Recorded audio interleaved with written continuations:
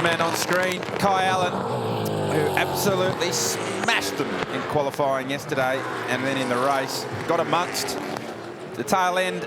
Well, it wasn't even the tail end of the Super 2 competitors, was it, Chad? He finished 6th outright. Incredible. Kai Allen. So, fantastic effort. And he's on a hot lap now. Blake Fardell making his way down into Dandenong Road and just locked it inside front very late in the braking zone, ran the car wide.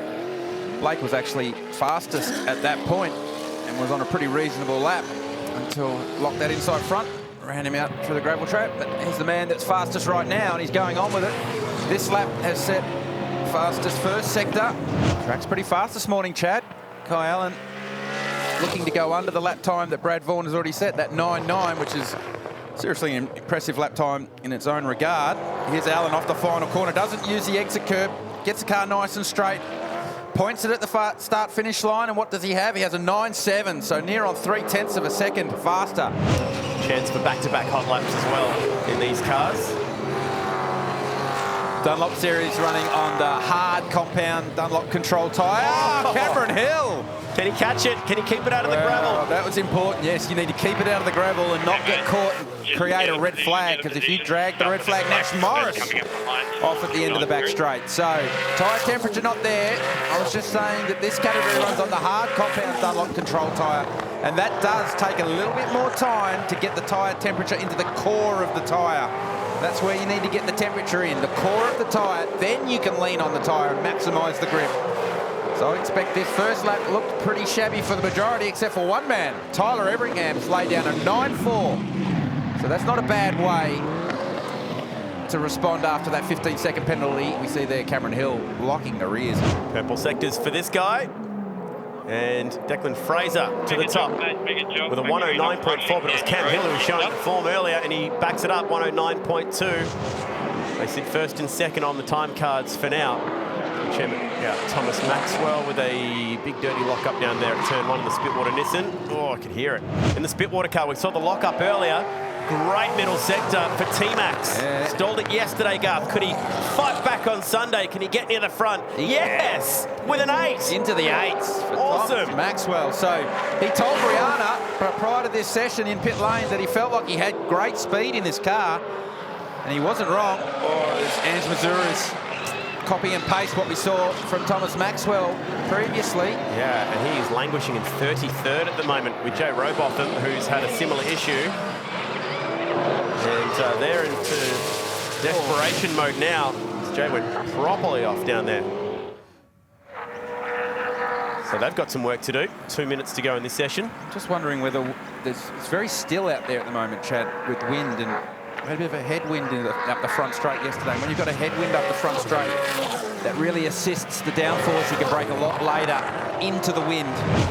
Oh, this is big, Chad. This is big. He needs to get out of there and hope that a red flag doesn't come.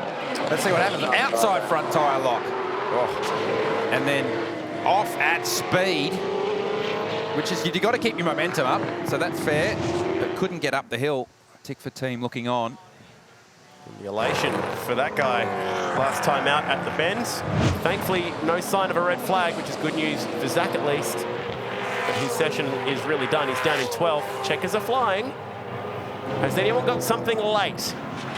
Cameron Hill on screen. He was a couple of tenths away to the end of the first sector on this last lap, and another couple of tenths away, and yeah, pretty wide.